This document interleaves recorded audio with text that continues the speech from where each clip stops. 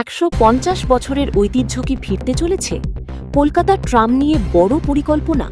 এবার কি নতুন রূপে শহরের রাস্তায় ফিরবে ট্রাম? জেনে নিন বড় আপডেট। কলকাতার অন্যতম পরিচয় ট্রাম, যার ইতিহাস প্রায় ১৫০ বছরের। এবার সেই ঐতিহ্যকে নতুনভাবে বাঁচিয়ে রাখার উদ্যোগের খবর সামনে এসেছে। প্রতিবেদন অনুযায়ী পশ্চিমবঙ্গ সরকার কলকাতার ট্রাম পরিষেবাকে পুনরুজ্জীবিত করার পরিকল্পনা নিয়ে কাজ করছে। শুধু ঐতিহ্য হিসেবেই নয়, আধুনিক নগর পরিবহনের অংশ হিসেবেও ট্রামকে নতুনভাবে ব্যবহার করার ভাবনা রয়েছে। খবরে আরও বলা হয়েছে, আরবান ট্রান্সপোর্ট বিশেষজ্ঞদের সঙ্গে আলোচনা চলছে এবং সল্টলেক, নিউটাউন ও রাজারহাট এলাকায় ট্রাম পরিষেবা চালুর সম্ভাবনাও বিবেচনায় রয়েছে। রাজ্যের পরিবহন মন্ত্রী অর্জুন সিং জানিয়েছেন, কলকাতার ট্রামকে ঘিরে নতুন পরিকল্পনা তৈরি হচ্ছে। তবে কোন রুটে কবে পরিষেবা চালু হবে সে বিষয়ে এখনও চূড়ান্ত ঘোষণা করা হয়নি।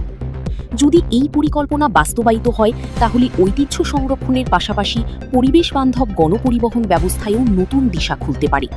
কলকাতার ট্রাম নিয়ে নতুন আপডেট আসলেই সবার আগে জানতে এখনই সাবস্ক্রাইব করুন নিউজ ইপক।